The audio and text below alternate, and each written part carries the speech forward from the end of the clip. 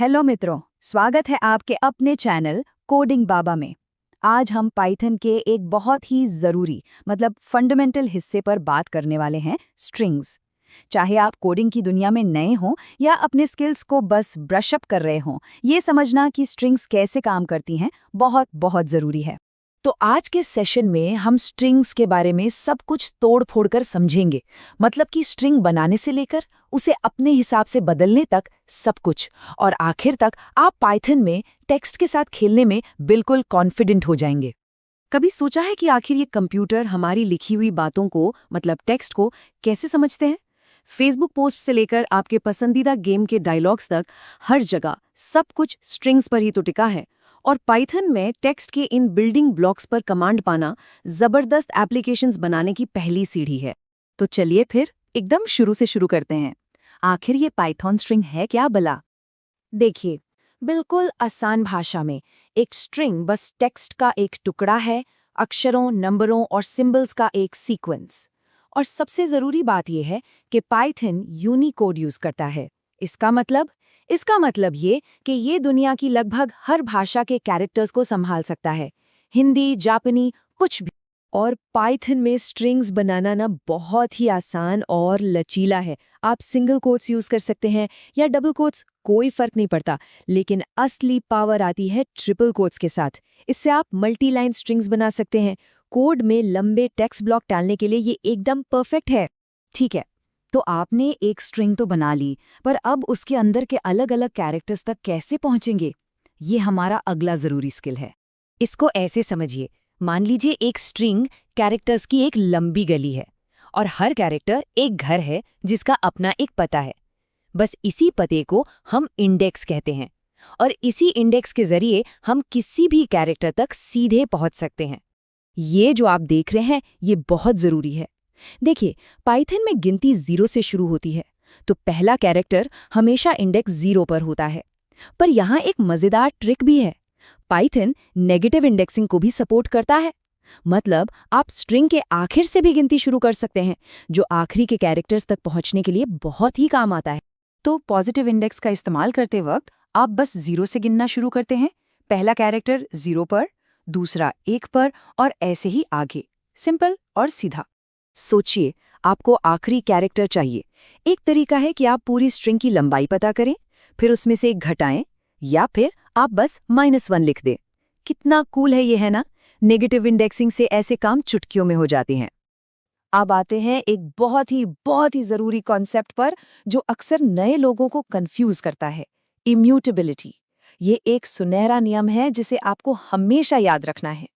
चलिए सोचते हैं जरा। मान लीजिए आपने एक स्ट्रिंग बनाई और उसमें कोई टाइपिंग मिस्टेक हो गई, तो क्या आप बस उस एक गलत कैरेक्टर को ठीक कर सकते हैं? यहाँ हम हेलो वर्ल्ड में दूसरे कैरेक्टर ई को ए से बदलने की कोशिश कर रहे हैं। सुनने में तो बिल्कुल लॉजिकल लगता है ना? और ये देखिए, आ गया टाइप एरर।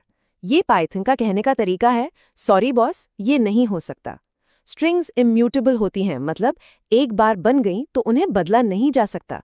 स्ट्रिंग को बदलने के लिए आपको असल में उस बदलाव के साथ एक पूरी नई स्ट्रिंग बनानी पड़ती है। ठीक है, तो हम स्ट्रिंग्स को सीधे सीधे बदल तो नहीं सकते, तो फिर हम उनके साथ आखिर कर क्या सकते हैं? अरे बहुत कुछ। चलिए अब उन जबरदस्त ऑपरेशंस को देखते हैं जो स्ट्रिंग्स को इतना वर्सेटाइल बनाते हैं।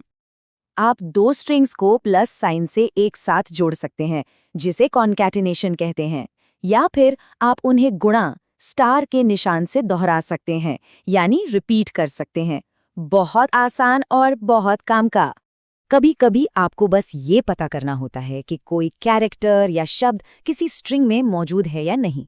इसके लिए इन और नॉट इन ऑपरेटर्स हैं, जो ये काम फटाफट और आसानी से कर देते हैं। और अब बात करते हैं एक सच में पावरफुल चीज की, स्लाइसिंग। देखिए, इंडेक्सिंग आपको एक कैरेक्टर देता है, पर स्लाइसिंग आपको एक पूरा टुकड़ा देती है, एक सब स्ट्रिंग। टेक्स्ट में से खास हिस्सों को निकालने के लिए ये एक गेम चेंजर है। जरा ये स्लाइसिंग ट्रिक देखिए। ये जो सिंटैक्स है ना, -1 का, ये पाइथन को कहता है शुरू से आखिर तक जाओ, लेकिन -1 के स्टेप में, मतलब उल्टे, और नतीजा पूरी की पूरी स्ट्रिंग रिवर्स हो जाती है। ये बहुत एलिगेंट, एफिशिएंट है और पाइथन की असली ताकत को दिखाता है। इन ऑपरेशंस के अलावा पाइथन में स्ट्रिंग्स के साथ काम करने के लिए बिल्ट इन मेथड्स का एक पूरा टूलकिट भी आता है। इन्हें आप पावर टूल्स समझ सकते हैं। चलिए कुछ जरूरी मेथड्स पर नजर डालते हैं। डॉट अपर और डॉट लोअर केस बदलने के लिए बहुत अच्छे हैं। डॉट रिप्लेस से आप किसी भी सबस्ट्रिंग को बदल सकते हैं, और डॉट स्प्लिट तो डेटा को तोड़ने के लिए कमालता है, जैसा कि हम आगे देखेंगे। ये आपके रोज के कोडिंग टूल्स हैं। ये स्प्लिट मेथड एक असली वर्कहॉर्स है। सोचिए, आपके पास एक पूरा सेंटेंस है। स्प्लिट उसे लेता है स्पेस पर, जो कि डिफ़ॉल्ट है, अलग अलग करता है और आपको हर शब्द की एक लिस्ट दे देता है। यूजर इनपुट को हैंडल करने या किसी फाइल से डेटा पढ़ने के लिए ये मेथड बहुत ही जरूरी है। तो चलिए फटाफट से सब कुछ समेट लेते हैं। स्ट्रिंग्स टेक्स्ट हैं, आप उन्हें बदल नहीं सकते, ये इम्यूटेबल हैं। आप इंडेक्सिंग से एक एक कैरेक्टर और स्लाइसिंग से उनके हिस्से निकाल सकते हैं। और पाइथन आपको प्लस, स्टार जैसे ऑपरेटर और डॉट अपर, डॉट स्प्लिट जैसे पावरफुल मेथड्स देता है उनके साथ काम करने के लिए। बस यही है पूरी कहानी। तो असली सवाल ये है, अब जब आप स्ट्रिंग्स के नियम जानते हैं तो आप इनके साथ क्या बनाएंगे? डेटा को एनालाइज करने से लेकर इंटरैक्टिव एप्लीकेशन बनाने तक आप कुछ भी कर सकते हैं। अब इस नॉलेज को कैसे इस्तेमाल करना है, ये सिर्फ आपकी कल्पना पर निर्भर करता है।